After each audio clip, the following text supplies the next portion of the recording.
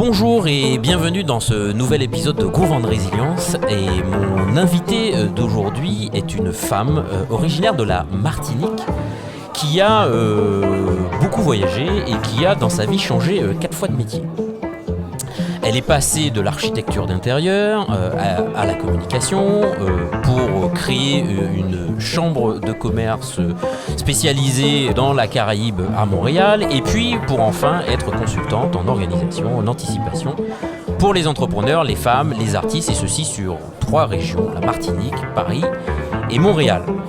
Elle a des choses à nous raconter parce que dans son parcours, elle a été résiliente sur le plan personnel et aussi sur le plan professionnel.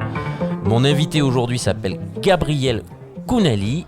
Gabrielle, bonjour. Bonjour Stéphane. Comment vas-tu ? Comment on va quand on est en confinement ? Écoute, on est tous effectivement dans un type de situation.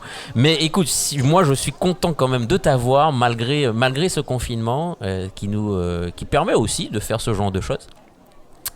Et je suis ravi de t'avoir pour parler aussi de résilience parce que sur ton parcours, comme je l'expliquais en introduction, tu as beaucoup bougé, tu as été sur plusieurs régions, plusieurs métiers, donc la résilience c'est quelque chose que tu connais. Oui. Et j'aimerais te poser ma première question qui est finalement, comment ce concept de résilience a-t-il traversé ta vie ? Alors, la résilience a été un choix pour rester vivante. C'est-à-dire que quand on est vivant, on doit faire un choix. C'est-à-dire qu'on ne peut pas empêcher, depuis petite, j'ai dû être résiliente jusqu'à maintenant. Donc, rester en vie, c'est être acteur de sa vie et c'est être résilient. De toute façon, on est tous résilients puisqu'on est tous confrontés à des problèmes, sauf que plus ou moins importants. Et les miens ont commencé dès la naissance parce que j'ai failli ne pas naître. D'accord. Alors je te demanderai pas qu'est-ce que tu tires comme leçon finalement de cet épisode parce que j'imagine que ça fait quand même un certain temps, mais de façon plus concrète, dans ton parcours tu as quitté finalement une île qui m'est chère qui est la Martinique. Tu es venu à Paris, maintenant tu vis au Canada et tu as été obligée finalement d'être résiliente. Qu'est-ce que finalement toutes ces expériences, tous ces changements t'ont appris sur toi, sur la vie et sur ta capacité de résilience ? Alors, ce que ces changements m'ont appris, c'est déjà intéressant de pouvoir bénéficier de l'expérience d'une autre culture ou d'autres personnes. Donc, ça m'a permis d'avoir des outils aussi pour moi-même. Et ça m'a appris qu'il faut avoir un socle. C'est-à-dire que ça c'est l'architecte qui parle, c'est ta fondation. C'est comme si tu décides d'avoir toujours dans ton sac à dos ton kit de survie et que tu l'as en permanence avec toi et que tu vas de pays en pays ou de différents types de clients. Voilà, c'est ça. Ok. Et aujourd'hui, donc le fait d'être à la fois avec une partie de ta clientèle qui est sur Paris, une autre qui est sur la Martinique et une autre qui est au Canada, donc j'imagine que parfois tu as des moments de pression. Oui. À pouvoir gérer ça, à équilibrer avec tout ça. Quand tu te sens submergé, comment tu fais justement pour évacuer ton stress, reprendre le contrôle et te dire que tu es aux commandes de ton activité ? Alors, j'ai mis en place un écosystème donc, qui me permet, quand vraiment ça ne va pas, de passer le relais dans mes différentes activités et qui me permet en fait de me mettre en retrait. C'est-à-dire que pour que ce ne soit pas au détriment du client, je me mets en retrait puisque je vis encore une situation très difficile sur le plan familial. Et donc, du coup, il y a des moments où je suis obligée de me mettre en retrait, d'écouter mon corps et de lui donner du repos. Et quand tu dis à la fois tu te mets en retrait, tu t'appuies sur un écosystème, comment tu as développé justement cet écosystème qui te permet aujourd'hui de te mettre en retrait ? Ça prend du temps de trouver des personnes de confiance. Aujourd'hui, l'écosystème avec lequel je travaille, ça fait pour la Martinique, ça fait quand même 8 ans que je collabore avec des personnes qu'on apprend à se connaître et c'est vraiment maintenant qu'on en parle officiellement. Ça prend du temps de trouver des personnes qui ont les mêmes valeurs que toi, C'est surtout du réseautage, du relationnel, quelqu'un qui connaît quelqu'un, des personnes en fait à qui tu commences une collaboration, que tu apprends à connaître et au fur et à mesure tu donnes de plus en plus, tu délègues de plus en plus.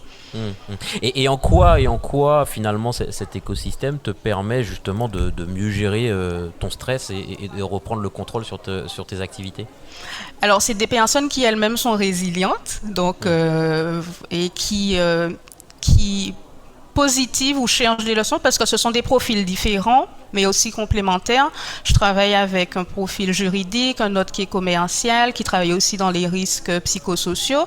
Donc, je me suis entourée de personnes qui ont l'habitude de gérer aussi la pression et qui me donnent des feedbacks.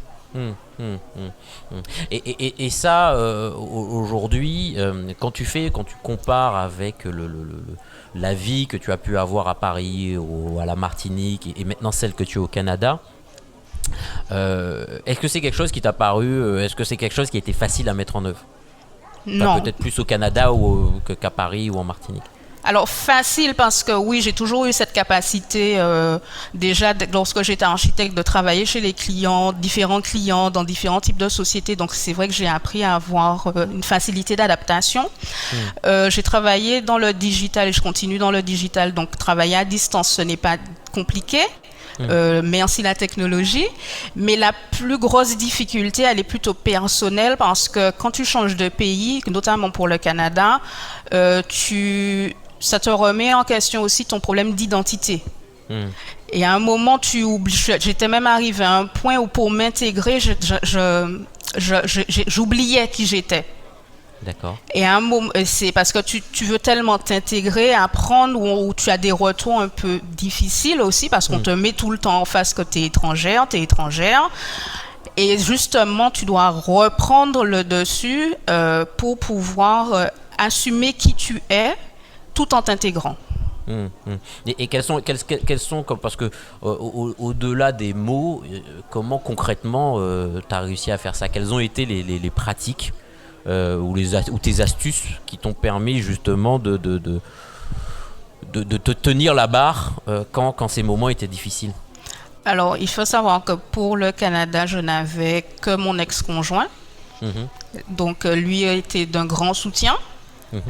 Parce que ça fait 20 ans qu'il est là et qu'il a beaucoup plus d'expérience et il m'a dit effectivement oublie ce que tu sais parce que c'est un nouvel environnement avec une nouvelle culture, une nouvelle façon de faire. Ensuite, j'ai dû faire ce que je faisais d'habitude, aller à la rencontre des gens pour apprendre aussi à les connaître, à mieux les connaître. Et puis, de fil en aiguille, des connaissances que j'avais, je me suis fait aussi accompagner par une coach de vie qui elle-même a travaillé a vécu aux États-Unis et maintenant est installée à Montréal. Ouais. Donc en fait, tu as su demander de l'aide aux personnes les plus compétentes pour t'aider, quoi. Oui, il y a différents réseaux qui existent. C'est la façon de vivre en fait en Amérique du Nord. C'est beaucoup le réseautage, l'entraide, se mettre en groupe. Et donc du coup, j'ai su demander de l'aide effectivement à différentes personnes et puis tirer beaucoup de leur expérience aussi, des personnes qui sont passées par où je suis passée. D'accord, ok. Et aujourd'hui, donc dans ces activités, dans toutes les activités aujourd'hui que tu mets en œuvre, comment tu fais pour récupérer ton énergie, tenir la barre et faire en sorte que ton corps, que ton esprit, que tout ça tienne la route? Alors, comme je l'ai dit tout à l'heure, je n'hésite pas à me mettre en retrait parce que le corps, sans son corps, s'il n'a pas le temps nécessaire de repos, tu peux pas réfléchir, tu peux pas agir. Ouais. Donc, je lui donne le repos nécessaire et puis je mange beaucoup d'oranges. Je mange donc bien. Ton alimentation contribue aussi à t'aider à avoir la bonne énergie. Oui, mon alimentation, le repos. Et puis aussi les sources, mon entourage proche, parce qu'il est important d'avoir déjà un entourage proche sain, qui parce qu'il y a des choses que en tant que chef d'entreprise, on a le privilège de pouvoir choisir ses clients, ses collaborateurs, ce qui n'est pas le cas quand tu es salarié. Donc là, j'ai la chance déjà aussi à titre personnel de choisir la personne qui partage ma vie. Ça, c'est important. La première personne que tu vois ou qui est dans ton dans ton cercle le plus proche, c'est vraiment important. Donc, je choisis au jour. Avant, je subissais. Comme dit Dany Laferrière, nous subissons plus que nous n'agissons dans le journal d'un écrivain en pyjama. Mais ça, c'est l'expérience de la jeunesse. C'est comme ça. On est obligé, même quand on est salarié, on débute, on accepte beaucoup de choses. Et puis, quand tu commences à prendre en expérience et en âge, tu te rends compte que tu as le contrôle sur beaucoup plus de choses que tu ne le penses. Ouais. Et ça, comment tu as vécu justement ce moment-là? Ce moment, c'est-à-dire? Le moment où justement tu as pris conscience que finalement tu avais plus de contrôle sur ce que tu ne pensais. Eh bien, ça s'est passé quand ma grand-mère est tombée malade il y a 5 ans. Et que effectivement là on n'a pas le choix, donc elle a une tumeur au cerveau contre laquelle elle se bat toujours, et tu te rends compte que si on avait anticipé ou qu'elle avait anticipé des choses, ça se serait passé différemment. Non pas qu'elle aurait peut-être pas eu la tumeur, je dis ça, mais tout ce qui s'est passé, la gestion même, parce que c'est arrivé brutalement, hein, le diagnostic, pas dans les meilleures conditions non plus, puisque j'ai dû aussi affronter le déni de mon grand-père. Donc là, tu te dis, ça, tu peux pas le gérer. Mais par contre, tu peux gérer l'après, ta façon de réagir. L'assistante sociale qui est intervenue aussi.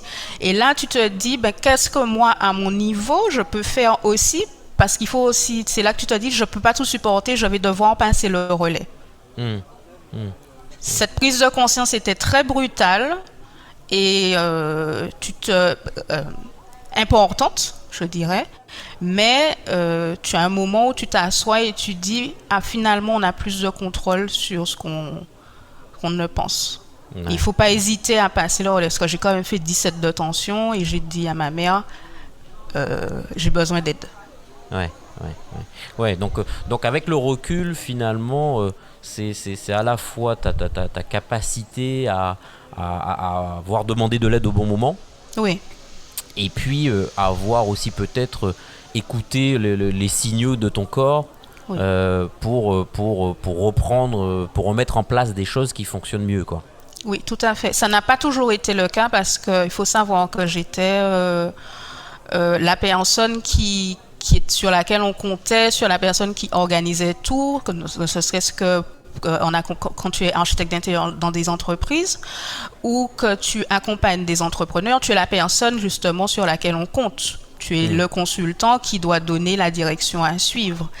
Et quand tu te rends compte que tu dois toi-même, tu te retrouves dans la situation où tu as besoin d'aide, ce n'est pas quelque chose qui est facile à faire. Mais par contre, il y a un moment où on te dit, si tu ne le fais pas, tu coules. Oui. Donc, il faut savoir ravaler son orgueil, mettre les choses, savoir ce qui est important. Le résultat, aujourd'hui, on sait tous qu'on n'a plus une obligation de moyens, mais de résultats.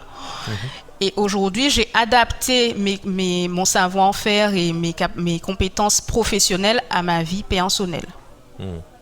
Ouais, mais comment tu fais justement pour rester engagé dans ce que tu fais? Parce que j'imagine que bon, tu dois être aussi sollicité dans le cadre de tes activités. Mais comment tu fais pour rester concentré, ne pas te laisser distraire?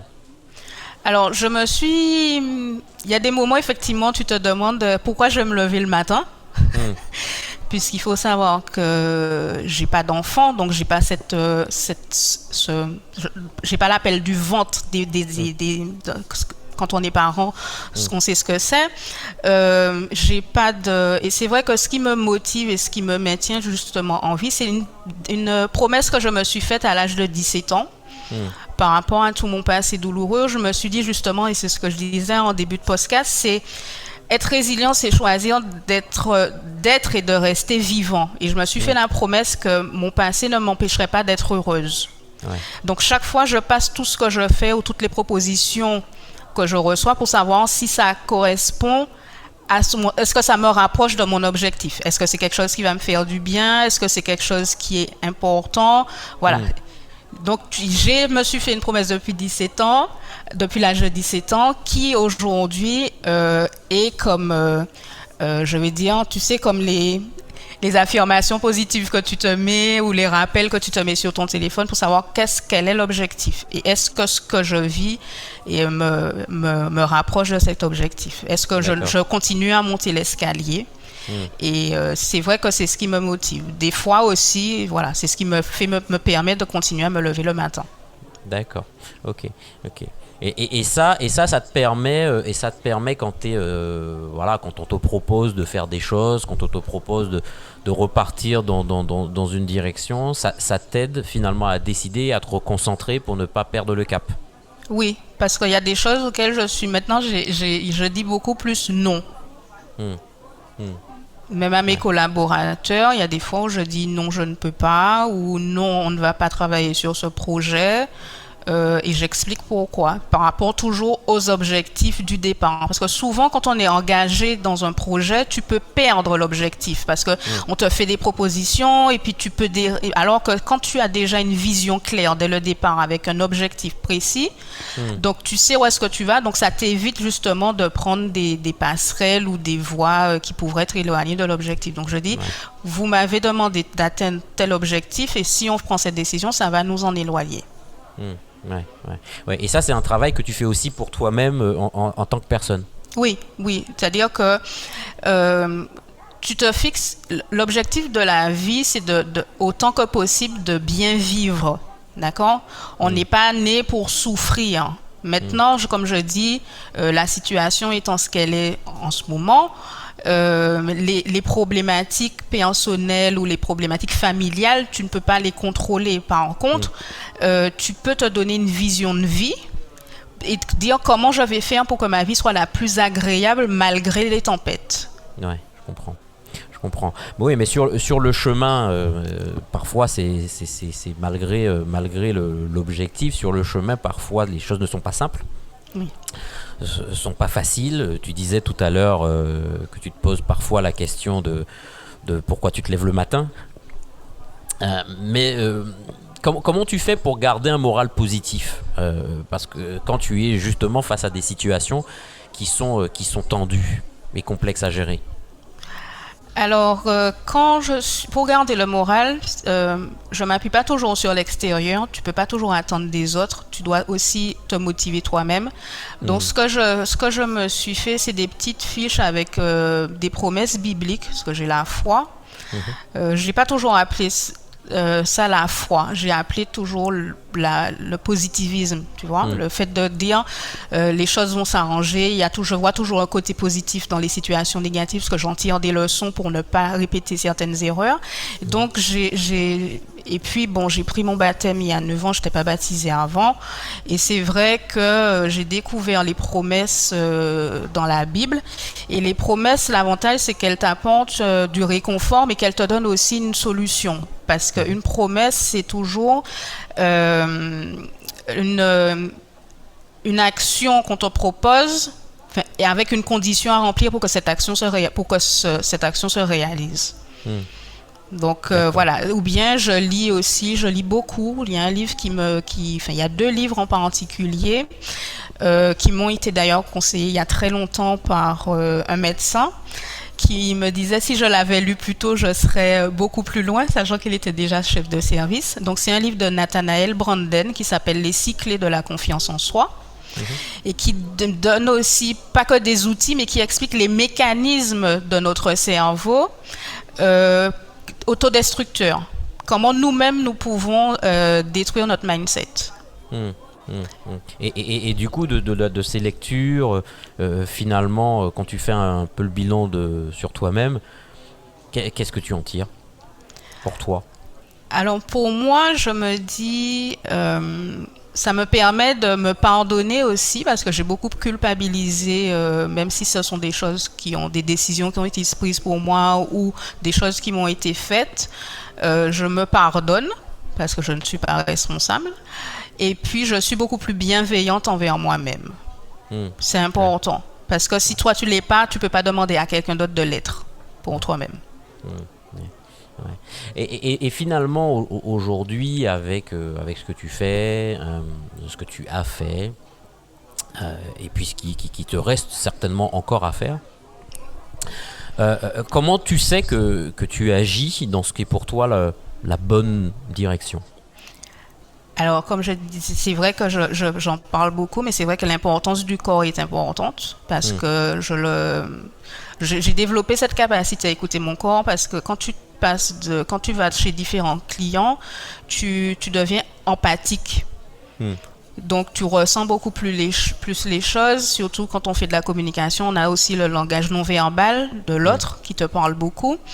Et aujourd'hui, ce que je fais, c'est que j'écoute mon corps et je reste toujours focalisée sur mes objectifs. Et puis, j'ai décidé, en devenant, donc dans mon 4e métier, de partager cette expérience avec mes clients. C'est pour ça que je suis devenue conseillère en organisation, en partage.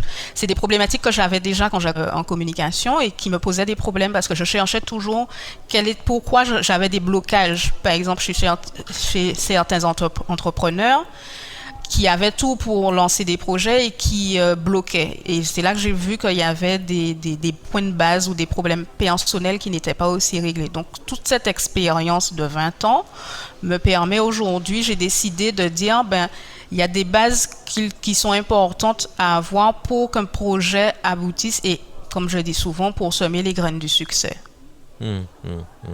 Ouais. Et donc, parce que de façon concrète, parce que c'est vrai, tu dis que tu écoutes ton corps, mais pour ceux qui nous écoutent, qu'est-ce que ça veut dire pour toi écouter son corps? Est-ce que tu as des exemples que tu peux nous partager qui ont été pour toi des moments révélants et qui t'ont aidé à te reprojeter, à rebondir, à repartir? J'étais en pourparlers pour un contrat et j'étais souvent attaquée sur le fait que je sois une femme. D'accord. Parce que j'ai beaucoup évolué dans un milieu d'hommes. Et c'est vrai que vous sentez quand dans une négociation, les choses sont tendues. Et qu'on attaque, on m'a souvent attaqué parce que, en tant que femme, on m'a souvent attaqué parce que je fais plus jeune que mon âge, mais qu'au final, on voit bien le résultat.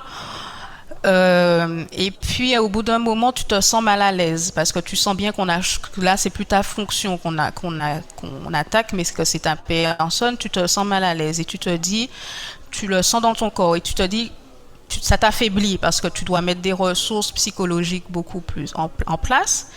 Et donc, qu'est-ce que je fais? Je dis, quand il y a des contrats comme ça importants, je passe le relais à mon avocat. Et là, bien sûr, les gens commencent à bafouiller. S'ils sont pas à l'aise, ils commencent à bafouiller. Il y a d'autres jours où tu le sens, cette fatigue dans ton corps, où tu sens que tu es faible. Donc, tu dis, je vais rester dans mon lit parce que je suis faible. Parce que je suis fatiguée psychologiquement. C'est vraiment physique. Tu sens dans ton corps que physiquement, tu as une charge mentale, tu n'arrives plus à aligner tes idées, ça devient confus, que ton corps est beaucoup plus faible. Après, si tu vois que ça commence à durer 2-3 jours, là, par contre, tu commences à rentrer dans ce qu'on appelle la partie négative. C'est-à-dire que là, il faut te faire violence et te dire non, je me laisse pas aller, on se lève et puis le mental reprend le dessus et on voit que le corps en suit. Ouais, mais c'est ce moment de repos finalement que tu t'accordes, tu le fais comment quoi? Tu t'es mis une discipline pour pouvoir le faire, pour entretenir ta résilience sur le sujet, ou tu le fais justement quand ton corps te dit stop? Comment tu abordes ça? Alors, je me suis créé, c'est ce que je propose aussi à mes clients, ce qu'on appelle un horaire inébranlable. C'est-à-dire que dans la semaine, je sais précisément, le lundi, je sais que c'est un jour off. C'est pas le jour où c'est le jour que je réserve à mes démarches personnelles ou à des urgences éventuelles. Mais c'est un day off. Ensuite, le mardi, tous les après-midi, je sais que j'interviens chez un client, donc je l'ai noté dans mon agenda. Et je sais que toutes mes semaines ont le même profil et que dans cet horaire, j'ai un temps que je réserve pour moi. C'est-à-dire, par exemple, une fois par mois, je passe un moment de partage avec des personnes âgées. Qui me partagent aussi leur expérience parce qu'elles vivent des choses difficiles. Ce sont des aidants familiaux comme moi-même et qui me partagent aussi leur expérience. Donc, j'ai ce qu'on appelle un horaire inébranlable avec un temps que je consacre uniquement pour moi. D'accord, ok. Et ça, tu en tires quoi comme bénéfice? Ben, ça simplifie mon organisation, ça retire une charge mentale. Et ça me permet aussi de voir quand le fait que ce soit, il y a des gens qui sont plus auditifs que visuels, moi je suis très visuel et c'est vrai qu'à un moment quand je vois que ça se change beaucoup, que l'agenda se remplit beaucoup, je dis là tu vas pas pouvoir. Fais attention. Le fait de mettre sur papier son emploi du temps sur un mois, et de voir qu'il y a un moment on se connaît, on sait qu'on va pas pouvoir accepter plus de charges, plus de projets ou plus d'engagement. Donc, ça permet de dire stop et de savoir aussi à quel moment je dois déléguer ou faire appel à mes collaborateurs ou à mes partenaires. Ouais. Donc tu fais pas partie de ceux qui pensent que pour réussir dans la vie, il faut se lever très tôt, se coucher très tard et travailler comme un acharné, quoi. Non, pas du tout. Pas du tout. Je l'ai déjà fait au détriment de ma santé. Je l'ai fait. Comme je disais, il y a un moment de ta vie où tu subis, parce que c'est comme ça, tu n'as pas le choix. J'ai commencé ma carrière, j'étais salarié, j'étais architecte intérieur salarié, j'allais au sein des grandes entreprises pour tout ce qui était aménagement et déménagement. Et là, tu n'as pas le choix. Mais aujourd'hui, le privilège d'être à son compte, on a tendance souvent à l'oublier. On ne peut pas avoir plus de liberté et se sentir accablé. Il y a un problème. Je dis toujours que créer son entreprise, je vais être un peu cru, mais on ne crée pas une entreprise pour se créer des emmerdes en plus. C'est qu'il y a un problème. Ouais, donc pour toi, tu vois ta création d'entreprise comme étant aussi un moyen de t'équilibrer personnellement? Oui, parce que tu as plus de contrôle sur ce que tu fais. Il y a beaucoup de personnes, souvent j'entends dans les réunions à Montréal, les femmes quand on leur pose des questions, pourquoi vous avez créé votre entreprise, le mot qui revient souvent c'est la flexibilité d'horaire.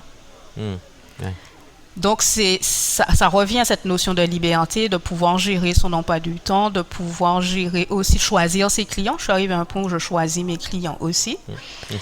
Et cette liberté, il ne faudrait pas qu'en tant que chef d'entreprise, qu'on l'oublie. Non, se coucher tard, je l'ai fait. Il y a des projets qui nécessitent quand tu as des délais, voilà. Mais c'est ponctuel. Mais sinon, non, tu peux faire des micro-siestes de 15 minutes qui sont très réparatrices. Tu peux... Après, chacun son fonctionnement. Voilà, je sais que beaucoup de personnes font des burn-out parce que justement, à un moment, ça s'est emmêlé dans la vie, dans l'organisation et dans la tête. C'est ça. Mais je ne suis pas du tout adepte de... Je me lève tôt. Voilà, quand il le faut, je me lève tôt. Je peux être levée à 4 heures du matin, je peux être levée à 5 heures du matin. J'ai dû le faire là pendant les 3 semaines parce que je devais être chez un client à 7 heures. Mais il faut savoir équilibrer ces temps de rush et ces temps de repos. Parce que c'est ça qui te permet d'avoir des feedbacks ou de trouver des solutions sur des dossiers un peu plus sensibles. Ouais. Et quand tu dis effectivement chacun son mode de fonctionnement, et dans ton mode de fonctionnement à toi, puisqu'on arrive à l'issue de notre entretien, et nos auditeurs sont aussi... dans le cadre de ces émissions, friands finalement des pratiques concrètes qui permettraient de les aider et aussi à passer des moments difficiles. Quelles sont, toi, tes 3 pratiques principales qui t'aident le plus dans ton mode de fonctionnement à être plus résiliente? Alors, la première, mon premier conseil, c'est de se mettre soi-même en priorité. D'accord. Donc, ça se concrétise par le fait que je n'hésite pas à me mettre en retrait quand il le faut et à prendre ces temps de repos. D'accord. La deuxième chose que je fais et qui a eu un impact et qui a un impact pour tout le monde, c'est de bien choisir l'entourage. là, je suis depuis peu dans une relation sentimentale qui me fait du bien et me convient et correspond à ma façon de faire, et qui est moins nocive pour moi. Donc, c'est important parce que c'est la première personne avec laquelle tu partages ou que tu vois. Bon, nous, on ne vit pas ensemble, par choix aussi. Deuxième chose, c'est les amis, les personnes à qui tu te confies, les personnes qui t'appellent le plus souvent. On dit souvent qu'on ressemble aux 7 personnes qu'on fréquente le plus, donc c'est important. Et puis après, c'est mes collaborateurs, donc c'est le 3e niveau de relation. D'accord. Et puis mon 3e point, donc c'est comment je vais m'auto-motiver en n'attendant pas de l'extérieur ou quoi que ce soit une aide, c'est, je disais, ma foi et les promesses, ou pour certains, ça peut être des affirmations positives. Moi, je les tire de la Bible. Voilà, les promesses bibliques. Donc, chaque fois, j'en pioche une qui me donne une ressource pour la journée ou pour la semaine. Ok. Donc du coup, en résumé, la première pour toi, c'est tu prends du temps pour te reposer. Tu t'octroies des moments pour te reposer. Je me mets en priorité. La deuxième, tu te crées un environnement social qui te porte. Oui. Voilà, on peut résumer ça comme ça. Et la troisième, tu tires de ta spiritualité les affirmations qui te motivent et qui te permettent d'avancer. Tout à fait. Ok. Bon, écoute, Gabrielle, je crois qu'on est arrivé à la fin de cet entretien. Ça va être un moment très sympathique et très agréable. Donc je te remercie d'avoir voulu jouer le jeu, de t'être livré à cet exercice. Merci encore pour ta sympathie. Et puis je te dis à très bientôt. Merci Stéphane, à toi aussi. À bientôt.